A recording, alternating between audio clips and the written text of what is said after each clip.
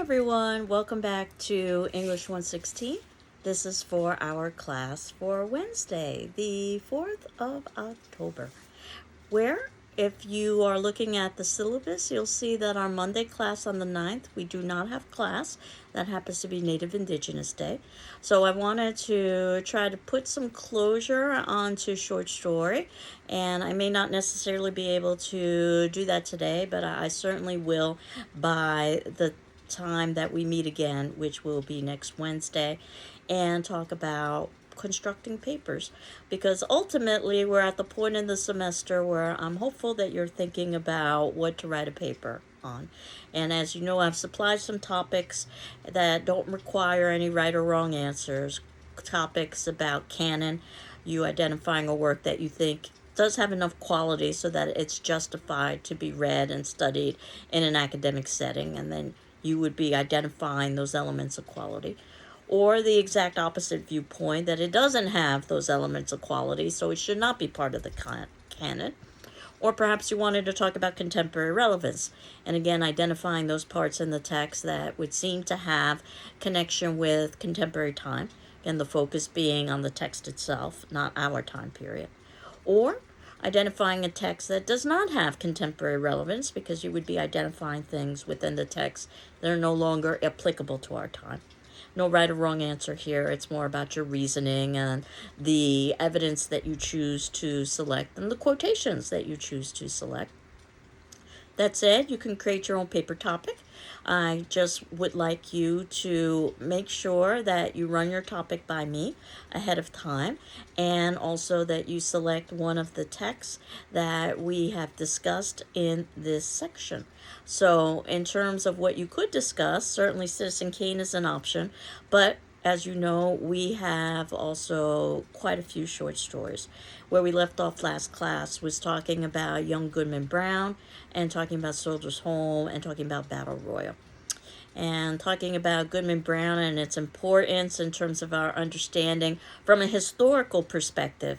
The settling of New England and Massachusetts. It takes place in Salem. Of course, Salem is so well known for its witch trials, and the great irony of the witch trials is that the Puritans who engaged in those witch trials basically fled from Europe because they were persecuted for practicing their religion, and they resettled in America and formed a New England, and then began persecutions against individuals who were practicing their own religion and labeled them as witches. Again, there's lots of historical and sociological and psychological reasons as to why that occurred.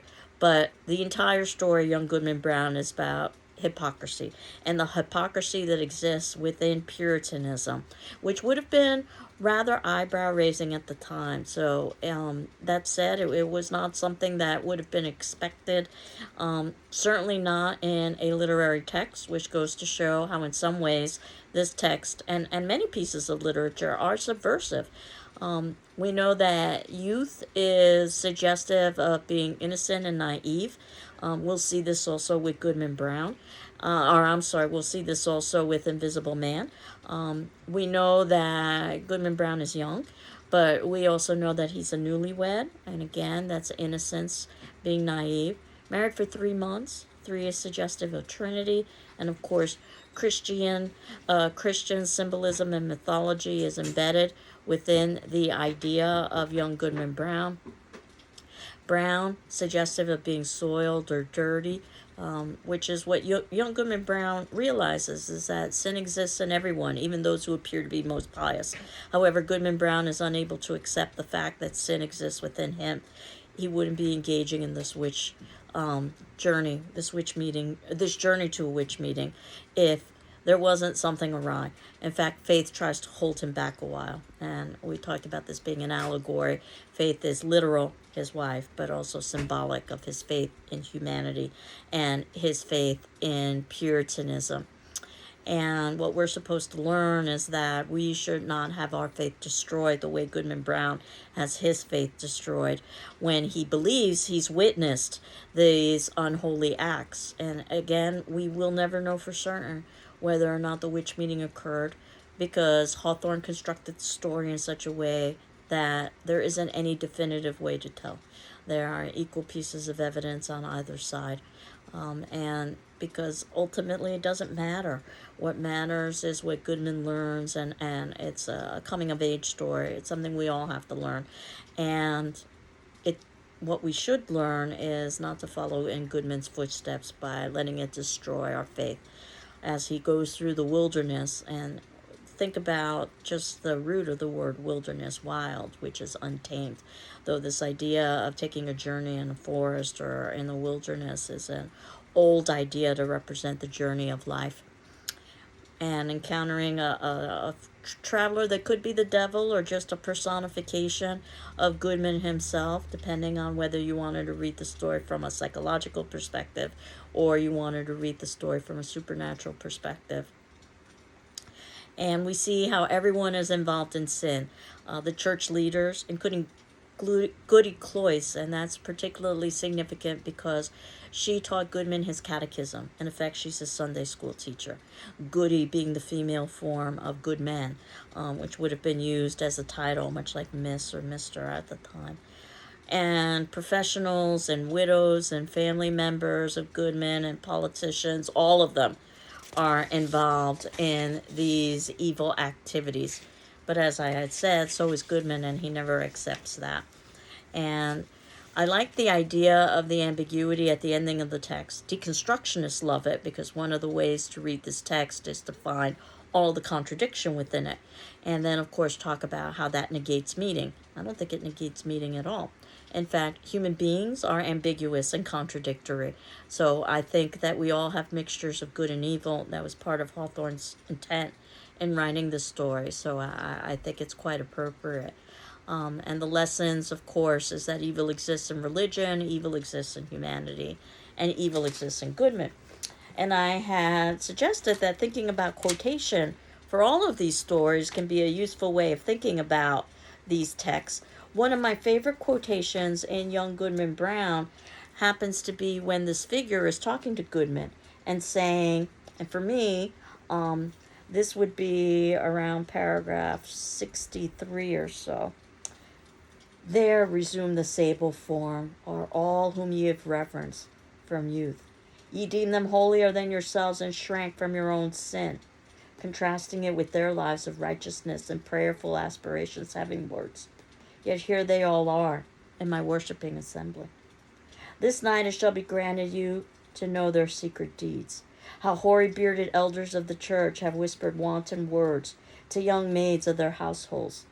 How many a woman, eager for widow's weeds, has given her husband a drink at bedtime, and let him sleep his last sleep in her bosom. How beardless youths have made haste to inherit their father's wealth. How fair damsels, blush not, sweet ones, have dug little graves in the garden, and bidden me the sole guest to an infant's funeral. Of course, we have to detangle the language. I know that one of the challenges of Goodman Brown is that it is using rather archaic language. Keep in mind it was written in the 1800s for that audience. But if we were to go through these sentences, how hoary-bearded elders of the church have whispered wanton words to the young maids of their households. Or in other words, how old men, dirty old men, have tried to seduce the young virgins in the home. Or how many a woman eager for widow's weeds has given her husband a drink at bedtime and let him sleep his last sleep in her bosom. How women have poisoned their husbands so that they can become widows. How beardless youths have made haste to inherit their father's wealth. People who are so young, sons that are so young, they haven't even grown beards yet. Basically, they are so eager for their father's inheritance that they kill their fathers. How fair damsels, blush not, sweet ones, have dug little graves in the garden and bidden me a sole guest to an infant's funeral. Now, these supposed virgins have basically aborted their fetuses and buried them, or killed them, the fetuses, and buried them in the garden. That these are all the secrets that go on behind closed doors. And of course, the question that Hawthorne knows that we have and asks in line 71, paragraph 71, and it's only one line. Normally you wouldn't write a one-line paragraph, but in this particular instance, it does stand out. And Besides, this is fiction, so you can break some of the conventions of writing. Had Goodman Brown fallen asleep in the forest and only dreamed a dream of a wild witch meeting? And then, of course, the answer, be it so if you will. And we find out what happens with Goodman, that basically he becomes a darkly meditative, distrustful, if not a desperate man. He spends his time complaining and muttering during religious services, turning pale, thinking the roof is going to fall down at them. He shrinks from the bosom of his wife Faith at midnight. When the family kneels down in prayer, he scowls and mutters to himself, gazes sternly at his wife. And when he was borne to his grave a hoary corpse, followed by Faith, an aged woman, and children and grandchildren, a goodly procession, besides neighbors not a few, they carved no hopeful verse upon his tombstone, for his dying hour was gloom. And again, that's the lesson for us, not to follow in his footsteps. Now, I know that Soldier's Home, even though it was written almost 100 years ago, it's hard to believe, 1925, is probably a much easier text. It sounds much more contemporary. The language sounds much more contemporary to our time period. Sadly, the theme of war is quite contemporary to our time period, and we certainly have more of an understanding of the difficulties facing soldiers upon reintegration into society than they would have had in 1925. When we use terms like post-traumatic stress disorder, this would not have been a term that would have been in use during this time period. There was something called shell shock to talk about the way that basically veterans' return changed, but it required stories like this one, Soldier's Home, I think, to really bring to light some of the challenges of reintegration back into society after war. The question, of course, with the title Soldier's Home is, what is home and where is home? And what happens when one comes home to one's family, but yet it's still not a home? It might be a house. And there is a difference between house and home. A home is a place where you should be understood and loved unconditionally. And Krebs, I love the fact that Hemingway is using Krebs' surname, because the surname is what's used in the military to take away individuality. But Krebs is also a German word for cancer. And of course, this works so nicely because one might say that war is indeed a kind of cancer. And in this particular instance, Hemingway is different, perhaps, from Hawthorne, because he's much more concise, and we're going to get much more dialogue, which definitely makes something easier to read. One of the reasons why watching film is usually easier than reading a text. So from Hemingway's perspective, if it's there, it's important, every little detail. And those two opening pictures that we get, the first picture of Krebs in a fraternity and the second picture of Krebs in the military, I think are so telling for the contrast of his civilian life prior to war and then his life during war. The idea of the foreshadowing that a fraternity, which is what we're shown, the fraternity picture, everybody's wearing the same height and style collar. The idea of fraternity, of trying to perhaps remove individuality for the whole. So take that to the extreme, and what happens in the military? Well, Krebs is too big for his uniform. Perhaps he's outgrown the military. The Rhine doesn't show in the picture. One of the ways the military was promoted, perhaps still is today, is the opportunity to see the world. And the Rhine being a tourist attraction, but that doesn't show in the photo. Again, it would be a time prior to cell phones, so photos were few and far between. And the girls are not pretty. Again, that was another way that the military would be sold at the time period, is that you could be attracted to the opposite sex. And again, considering the time period, 1925, the assumption was that soldiers would be male and that they would want the attention of the opposite sex. Of course, things are quite different today. But I think these pieces are very much historical lenses into their time. And we see how Krebs has changed. He definitely questions religion. And while we don't know a lot about his religious background, we do know he attended a Methodist college. So we assume that religion was part of his life. And we do know that his mother wants him to pray. So obviously religion was important for the family. But now he questions God. And of course, after serving in the military, one might wonder, especially in the context of war, how can there be a God when there's all this pain and suffering? We learned a lot about Krebs's community, almost like we do about Miss Emily's community. The fickle and superficial civilians who believe that because Krebs has returned after the war was over, that he doesn't deserve the same kind of accolades, that somehow being late, as if one could even be late from war, means that the hero's greeting is over, that somehow the timing of his arrival negates his service. And civilians wanting to hear about the war, but not wanting to hear about the gory details. In other words, not wanting to hear the truth. So Krebs feels continually compelled to lie, which makes things even worse.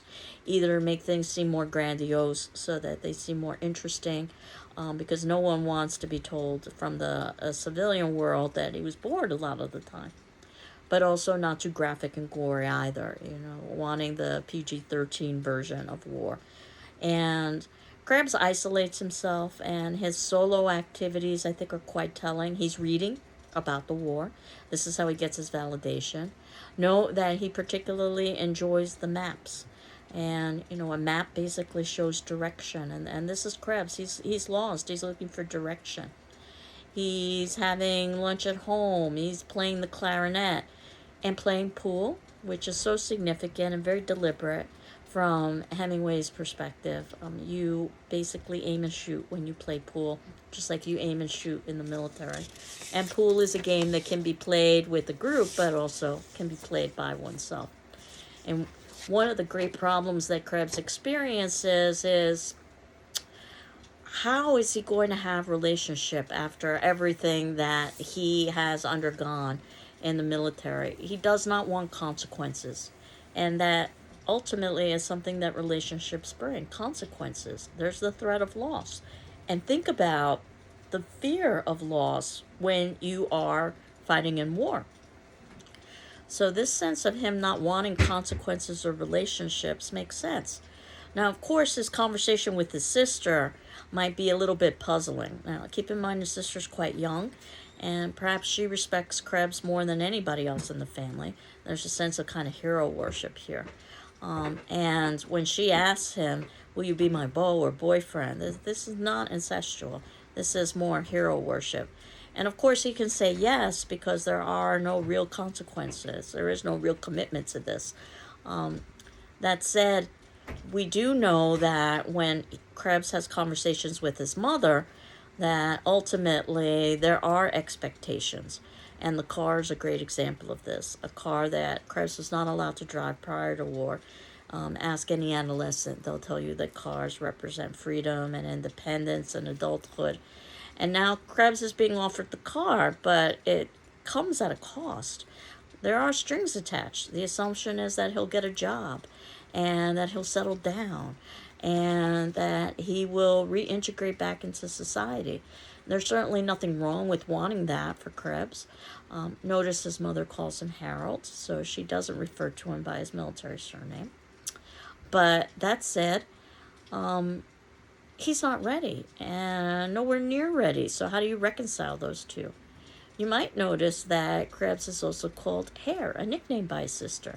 Usually nicknames denote that there is a certain connection, an emotional connection perhaps between two people. Hare, H-A-R-E, not H-A-I-R, is also suggestive of a rabbit.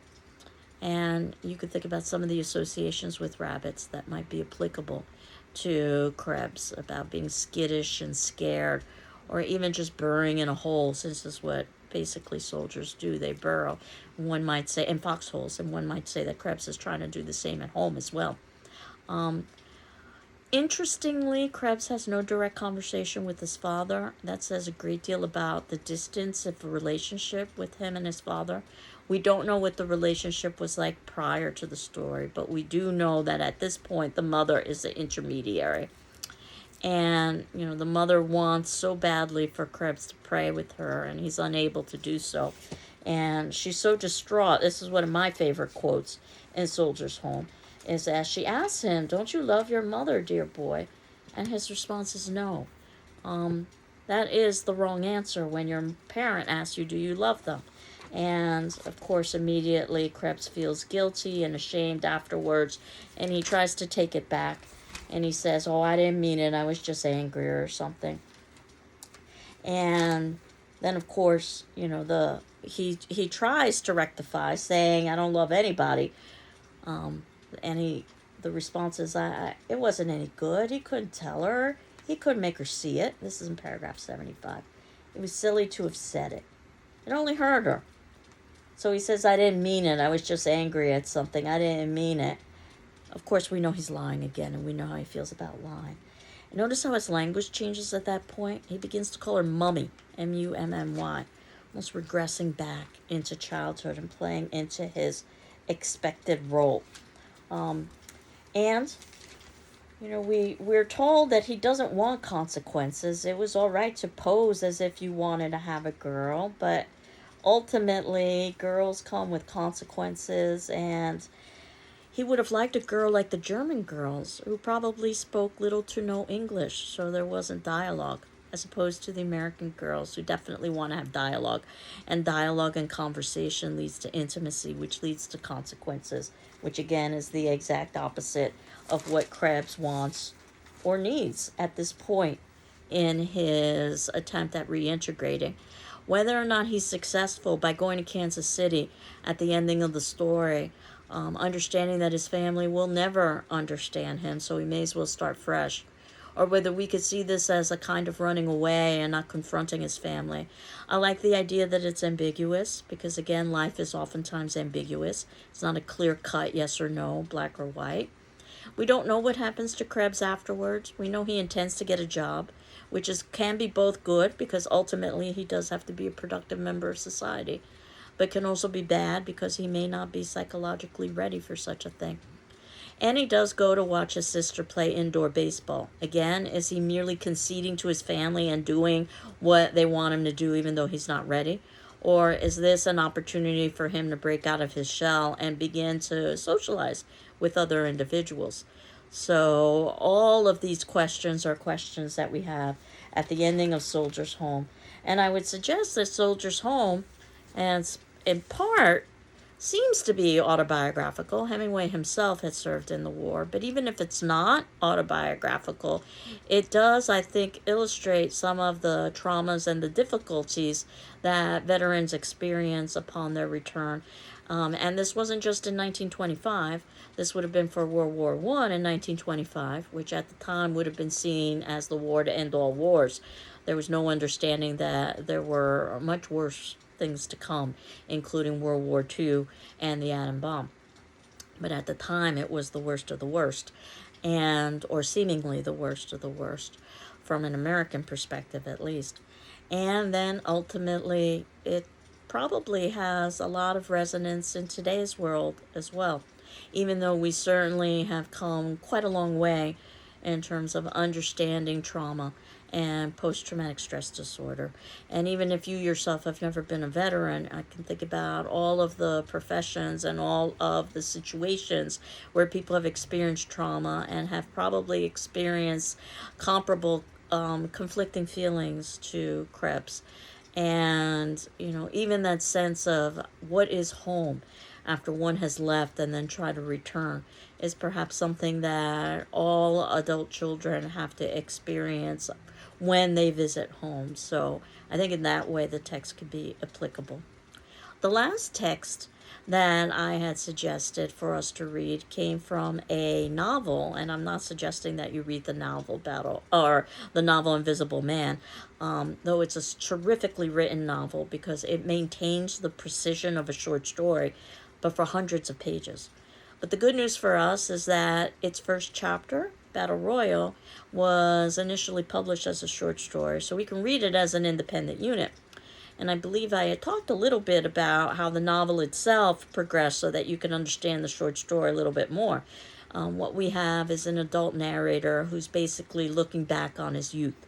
So this is also a coming-of-age story. It reminds me of Young Goodman Brown in some respects. And if you're looking for paper topics, comparing and contrasting is always a possibility with a paper topic. Again, you'd have to think about what to compare and contrast and why.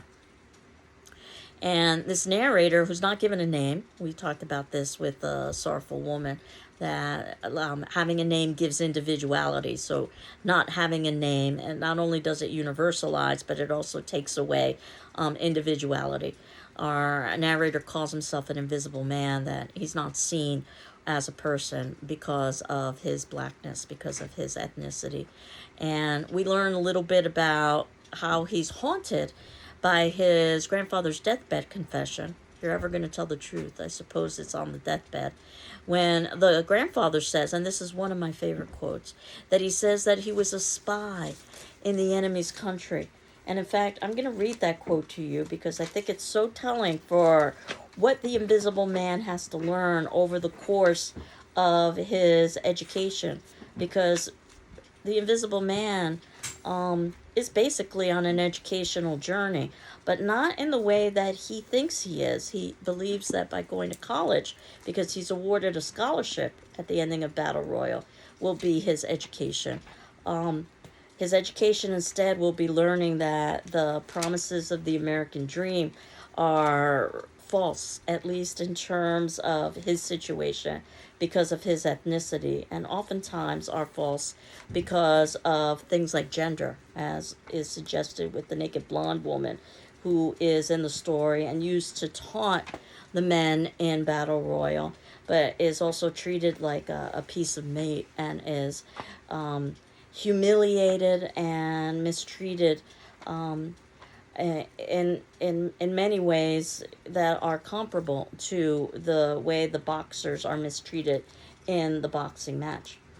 But talking about Invisible Man, which is not an easy text to read because of its brutality, but it is, of course, a historical lens into the time period, late 1940s, early 1950s, with use of the N-word as well, but again, very much indicative of its time period, where the grandfather says, and this is in the second paragraph, on his deathbed, "Son, after I'm gone, I want you to keep up the good fight.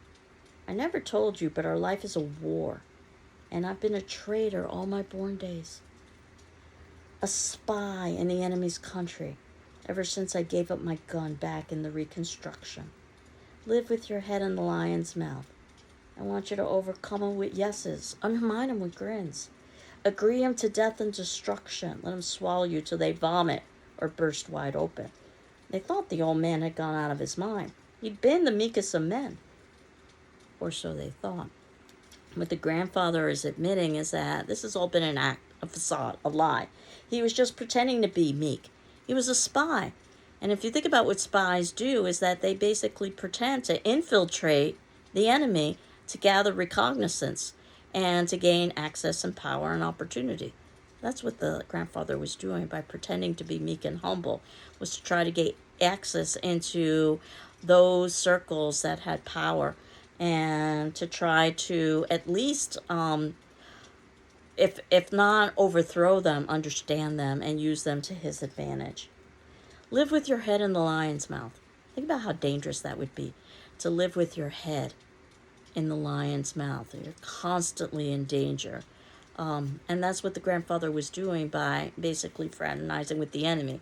The enemy in this instance being Caucasian society, specifically those individuals who were in positions of power and authority, the leading citizens of the town, the doctors and the lawyers and the teachers. Once again, it reminds me of Young Goodman Brown, where it seemed that all of the leading citizens of the town were going to go to the witch meeting. But notice that for Battle Royal, it's all of the leading male citizens of the town who are drunk by this point and enjoy humiliating and brutalizing both blacks and also women, as represented by that naked bronze who's objectified, who has an American flag tattooed over her. She's supposed to represent the American dream and how unattainable the American dream really is. You can look, but you can't touch. In this time period, a black man looking at a white woman could result in the black man's death. And certainly looking at a naked woman. And to add insult upon injury, the men are wearing boxing shorts because they're going to be put into a literal boxing match. It's supposed to be symbolic, figurative of the battle that all disenfranchised fight, where they're forced to fight against each other rather than those in power. But the boxing shorts do absolutely nothing to hide their physical excitement when they see the naked woman. So it's not only humiliating, but it's also quite dangerous. Again, the idea of a black man showing any kind of interest in a white woman. So these black men are tortured deliberately so. And there's lots of black and white imagery. If you were to read this text very carefully, the tuxedos, for instance, are black and white. The men are smoking black cigars. They're consuming things that are black. The scholarship is wrapped in white tissue paper, white representing Caucasian society. Tissue paper being very thin and flimsy, insubstantial, something that can't be trusted, in other words, something that doesn't have any real solidity to it. Again, that boxing match for the personal and societal battles that people fight. And if you wanted modern day parallels, perhaps it's the economic battles of the 99% as the 1% watches, as we fight each other rather than fighting the power structures in play, perhaps because we don't have enough access to fight the power structures in play, even though they are the minority. 1% is certainly much smaller than the 99%. And of course, at one point, the Invisible Man realizes, since this is all a setup, why not make an agreement with one of the other boxers? Let's fix this fight and let's just pretend. And the other boxer, the one that's left, the biggest and baddest one of all, says no. And the Invisible Man doesn't understand. He says, why? And he says, for them, or he asks for them, and the other boxer says, no, for me.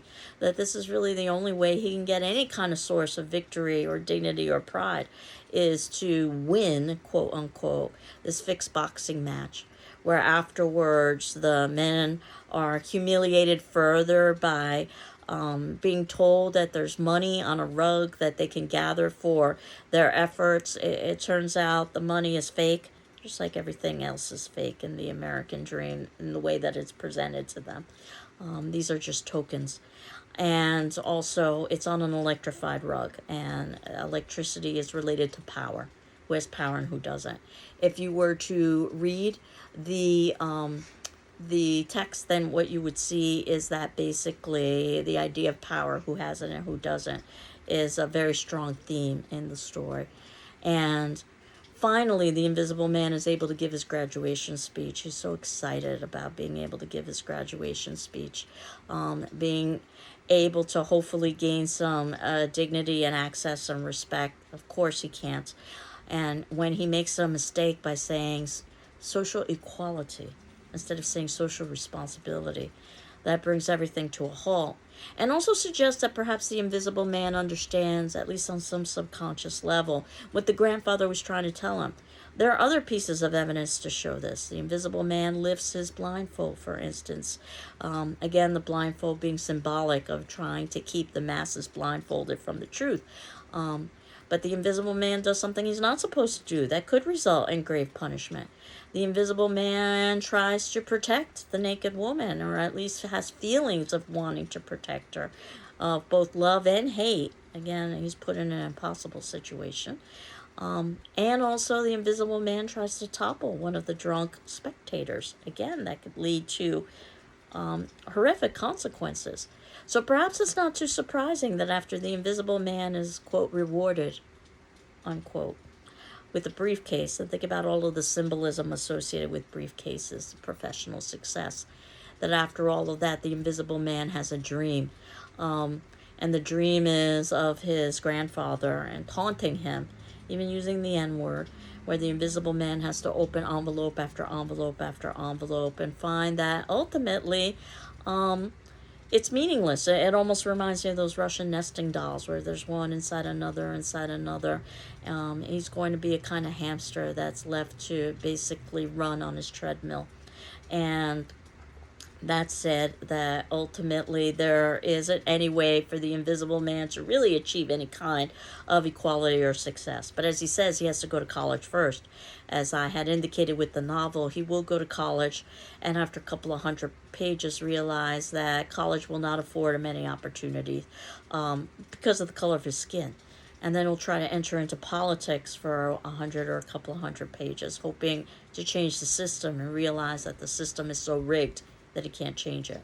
And then for the last couple hundred pages, he ends up with someone named the Destroyer, and they literally try revolt and overthrow. What it results in is this gigantic riot in his own community where everything is burning around him. And he realizes that's just destruction. That's not going to in any way solve the problem. So he decides to hibernate, and hibernate suggests that he will one day awaken, and he goes to an all Caucasian neighborhood where he would never be allowed to live, and he breaks into a basement that's filled with darkness, and again a metaphor, a symbol for the darkness that surrounds him. But he finds a way to rig up hundreds of electric lights, so he's surrounded by light and dark and light and vision and blindness and darkness and light, major themes throughout the text. And he is rigging up these lights because he's stealing electricity or stealing power. And he's contemplating what is the answer to something like racism. And we aren't provided with the answer because, honestly, there was no answer at this time period. Maybe there's still no answer today, but I'm hopeful that there are texts like Battle Royal and Invisible Man that perhaps help to improve the lot of individuals who experience racism or sexism or classism. Certainly our society has come a long way since the 1940s and 50s, but it still has a long way to go. So those would be the three stories that I had us read. As I had indicated, what I wanted us to talk very briefly about would be about writing papers. And what you might have noticed is that in our syllabus and other documents folder, I have a handout about writing the critical paper. It was actually a handout that was distributed to me when I was in college. I still think it's one of the best out there. But that said, you've got lots of options about how to proceed with reviewing how to write a paper, and I'm hopeful that it's review at this particular point. You probably have access to perhaps an old textbook from English 101. If you are familiar with some websites that I suspect you might have talked about in English 101, you might be familiar with Purdue OWL. Or you might even be familiar with the GCC website. And I'll be talking about those two websites a little bit more in depth next class, as well as some of the conventions for writing, because I'm aware of the time and where we are now with the time. And finish up with Battle Royal, or I'm sorry, not finish up with Battle Royal, finish up with Popular Mechanics, a piece that was written in the 80s, and it is an example of minimalist writing. So even though Hemingway was known for being concise, this is concise on steroids, perhaps, if you want to think about it that way. And thinking about just the language of the title, popular, meaning that it's common, and also mechanics, which is basically how things work. It's technically how two forces work against one another. Think about that when we think about this particular story. In Popular Mechanics, also the title, Popular Mechanics, is the title of a magazine about how to fix something. Might I suggest that this story is about how to take things apart. You might notice no quotation marks are used in this very short story, which has a lot of dialogue. I would suggest it helps to universalize the dialogue that perhaps is the dialogue that everybody engages in when we have the breakup of a relationship. But we see that the primary concern is who gets ownership, and I use that term deliberately, of the child. The child is even referenced as an it at one point, because this piece is a commentary on what happens in divorce, where both parents spend more time thinking about their own benefit and welfare than they do of the children. If you are familiar with the biblical story of Solomon, then you will see that this story is very much a takeoff of the biblical story of Solomon. And this is where I'll end today, where King Solomon in the biblical story is confronted by two women who both claim to be the mother of a child. Since they're unable to resolve their dispute, Solomon suggests that they split the child in half, that would be the fair way to resolve the dispute, and they would each have half. And one woman steps forward and says, no, let the other woman have the child. Don't hurt the child. And Solomon says to the woman who stepped forward, well, you must be the biological mother because you are willing to put the welfare of the child over your own self-interest.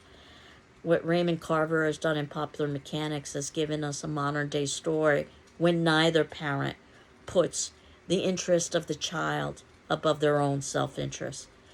And note that this is so short we don't even know why they're breaking up because it's irrelevant. All that really matters is the welfare of the child.